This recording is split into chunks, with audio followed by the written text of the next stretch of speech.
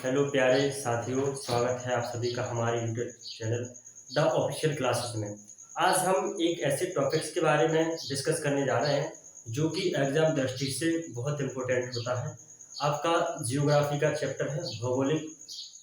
मतलब कि अगर हम सोशल साइंस की बात करें, 10th में जो सोशल साइंस रहता है 12th में रहता है आपका, और जो वनडे कॉम्पिटिशन एग्जाम है यहाँ से क्वेश्चन हर एग्जाम में पूछा जाता है। तो आज हम बात करते हैं भारत की भौगोलिक स्थिति के बारे में, मतलब कि इंडियन ज्योग्राफी। तो अगर हम बात करें इंडिया की, तो इंडिया मतलब किस, जो हमारा भारत है वो पूरे ग्लोब में, पूरे पृथ्वी में किस अक्षांश, किस देशांतर रेखा पर स्थित है, कितने एंगल, कितने कोण पर स्थित है, पूरे ज्योग्राफी की बात करें। तो अगर हम बात करें इंडिया की, तो जो इंडिया है, इंडिया पर हम मैप ड्रॉ करेंगे। तो इंडिया का मैप कुछ इस तरीके से है आपका।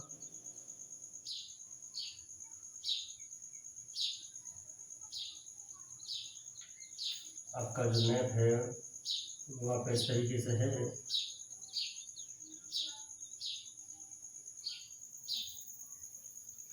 ये आपका सिक्किम वाला एरिया हो गया, ये आपका हो गया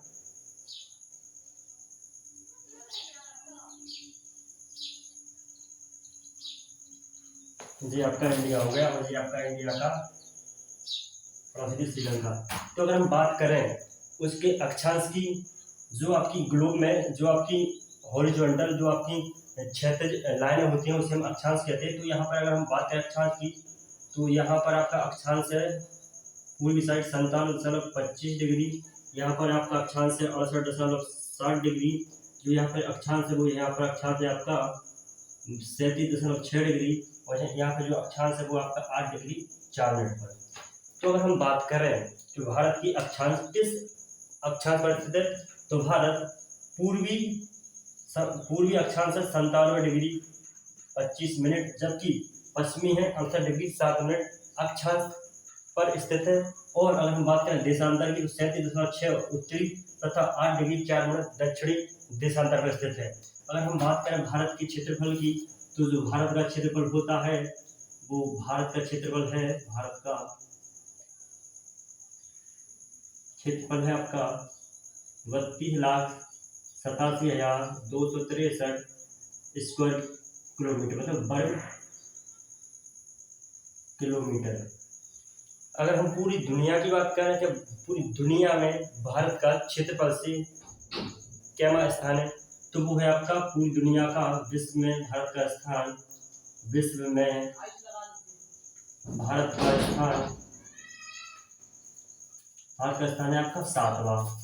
और हम पूरी क्षेत्रफल के हिस्सा से बात करें तो पूरी दुनिया के क्षेत्रफल का 2.5% है, और जो आपका क्षेत्रफल की से और जो जनसंख्या है वो 17.5% जनसंख्या की दृष्टि से भारत का स्थान है। तो पूरी दुनिया की 17.5% जनसंख्या के हिसाब से जो आपका पूरी दुनिया का है वो 17.5% है। अगर हम बात करें कि इसके मतलब कि जो उत्तर से दक्षिण, उत्तर और दक्षिण की मध्य दूरी कितनी है, तो अगर यहाँ से हम बात करें जो आपकी सामांतर रेखा की लंबाई है, यहाँ तक आपकी अंडमान निकोबार तक इंद्रा तक इसको कैलकुलेशन किया जाता है, तो इसकी जो लंबाई है वो आपकी 3,214 किलोमीटर। और जो आपकी यहाँ से जो अक्षांश की लंबाई है पूरब से पश्चिम की, वो है आपकी 2,933 किलोमीटर। अगर हम बात करें सबसे पूर्वी बिंदु कौन सा होता है, तो सबसे पूर्वी बिंदु अरुणाचल प्रदेश में आपका किबुथु है, और सबसे दक्षिण बिंदु आपका इंदिरा पॉइंट है जो आपकी अंडमान निकोबार द्वीप पर स्थित है। इंदिरा पॉइंट है सबसे उत्तरी पॉइंट की अगर हम बात करें, तो सबसे उत्तरी पॉइंट आपका है यादनाहारा, और सबसे पूर्वी पॉइंट है आपका सबसे उत्तरी पॉइंट है आपका इंदिरा कोयल।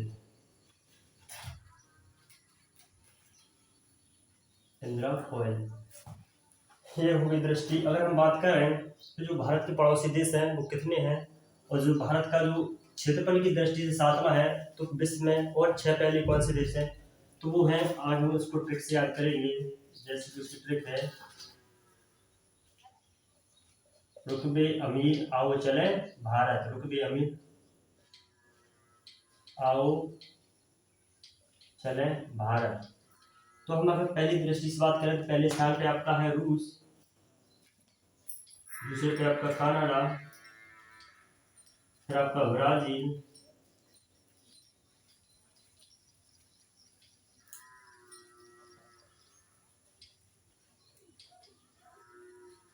फिर आपका अमेरिका,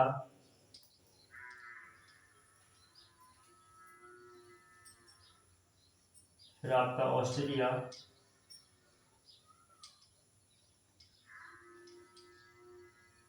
फिर आपका चाइना, फिर आपका भारत। तो 1 2 3 4 5 6 7। अगर हम बात करें कि क्षेत्रफल की दृष्टि से भारत का क्या स्थान है, तो क्षेत्रफल की दृष्टि से हम ज्ञात करते हैं 7वां स्थान है। तो पहले स्थान पे आपका रूस है, दूसरे पे आपका कनाडा है, तीसरे पे आपका ब्राजील है, चौथे पे आपका अमेरिका है, पांचवे पे आपका ऑस्ट्रेलिया है, छठवें पे चाइना है, सातवें पे भारत है। और अगर हम जनसंख्या के हिसाब से बात करें तो जनसंख्या के हिसाब से सबसे पहले आपका चाइना रहेगा। जनसंख्या की बात कर रहे हैं तो चाइना रहेगा, दूसरे पे आपका भारत रहेगा और तीसरे पे आपका अमेरिका रहेगा। ये आपके किसके जनसंख्या के अनुसार है, आपके जनसंख्या के अनुसार है। अगर हम बात करें कि जो भारत के जो पूरी तटीय लंबाई है, मतलब जो पूरी स्थलीय लंबाई है वो 15,200 किलोमीटर है। अगर हम उसकी समुद्री लंबाई की बात करें तो 6,100 किलोमीटर है। और सबसे ज़्यादा जो सीमा साझा करता है, ये क्वेश्चन यहाँ से बनता है कि जो आपका भारत का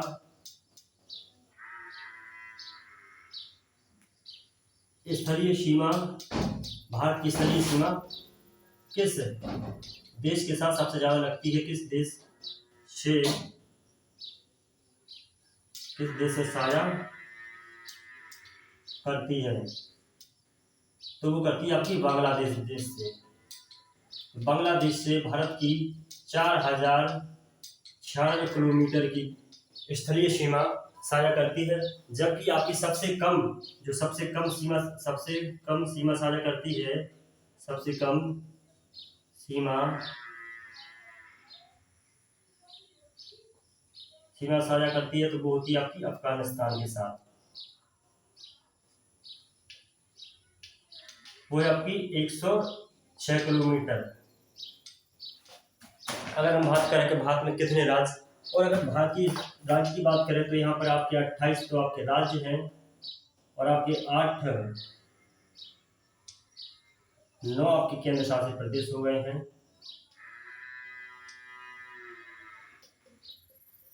केंद्र शासित प्रदेश हो गए हैं। अगर हम बात करें जो आपका भारत के जो पड़ोसी देश है आपका, एक जैसे कि भारत के पड़ोसी देश कितने हैं, तो उसकी अगर हम बात करें तो उसको हम ट्रिक से याद कर सकते हैं। कैसे कर सकते हैं उसकी ट्रिक है भूमि पाने अब चीन चलो। ये आपकी बेस्ट ट्रिक है। इससे हम भारत के जो देश हैं, तो भारत को एक पड़ोसी देश हो गया आपका, एक भूटान हो गया, एक आपका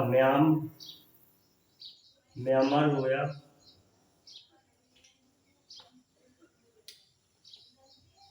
एक आपका पाकिस्तान हो गया, हमारा पड़ोसी मुल्क पाकिस्तान हो गया, एक आपका अफगानिस्तान हो गया, अफगानिस्तान हो गया, एक आपका चाइना हो गया, एक आपका नेपाल हो गया, बांग्लादेश,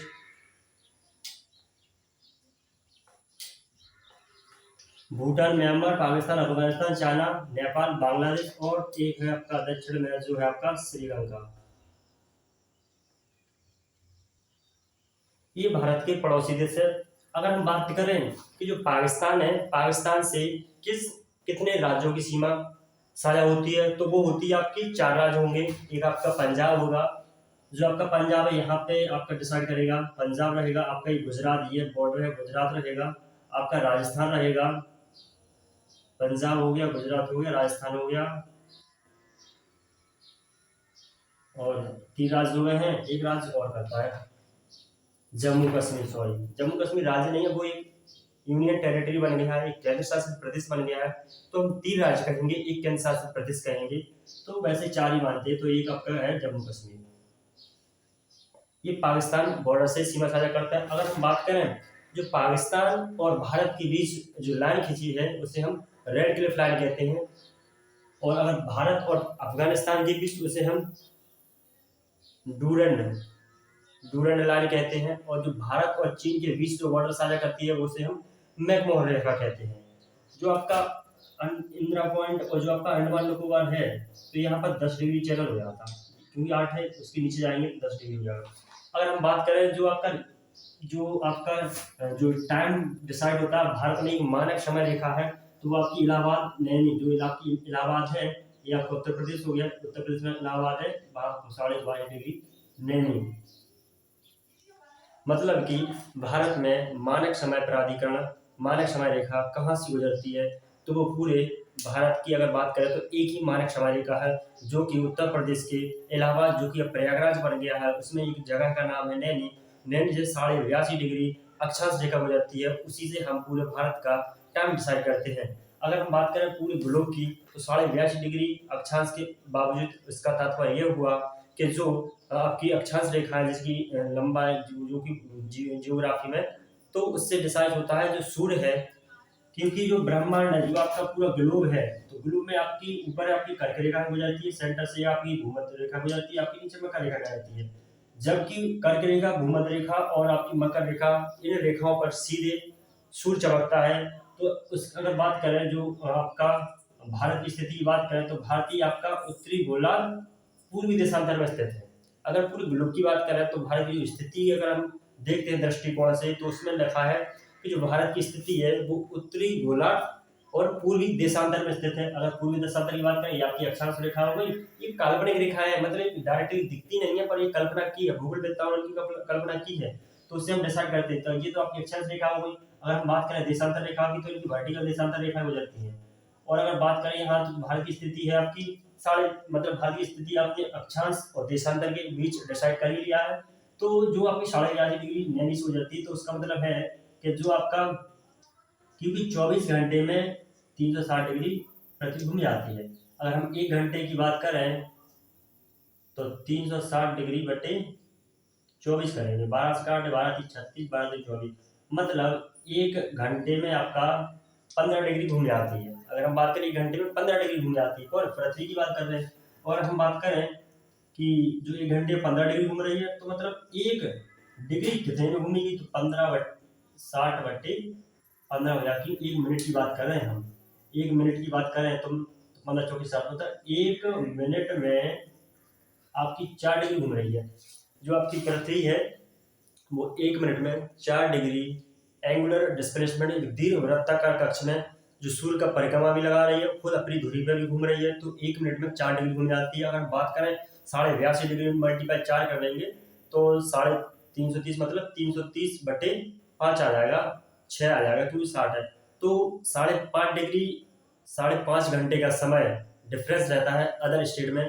जो पूरी ग्लोब की बात करें, जो पूर्वी ग्लोब में अगर उत्तरी गोलार्ध और पूर्वी देशांतर की तरफ जो देश है, कंट्री है, तो उनमें जो ग्रीनविच टाइम है, जीएमटी ग्रीन मीन टाइम है, तो उससे 5.5 घंटे आगे का टाइम रहेगा। अगर हम बात करें इंडिया की, अगर इंडिया में इस समय 1 बज रहा है, तो आपका ऑस्ट्रेलिया है, आपका एशिया के कुछ देश हैं, तो उनमें जो टाइम रहेगा वो 5.5 घंटा लीड करके चलेगा। मतलब अगर 1 इंडिया बज रहा है तो वहां पे भी 5.5 6.5 का टाइम रहेगा। जबकि जो आपके पश्चिमी गोलार्ध में स्थित और पश्चिमी देशांतर में स्थित जो देश हैं, तो ना 5.5 डिग्री पीछे का समय इंक्लूड रहता है। मतलब अगर हमारे देश में सूर्योदय 5 या 6 बजे होता है, तो अदर स्टेट में वो रात के आपके 2 या 3 बजे के टाइम को वहाँ पर सूर्योदय हो जाता है। तो ये जियोग्राफिकल करंट देखा जाए। और सबसे मेन बात है जो भारत की स्थिति है वो उत्तरी गोलार्ध हम पहले डिस्कस कर चुके हैं, आपका मौखिक उत्तरी गोलार्ध और पूर्वी देशांतर। भारत की स्थिति उत्तरी गोलार्ध और पूर्वी देशांतर में स्थित है। पूरी ज्योग्राफी की बात कर रहे हैं।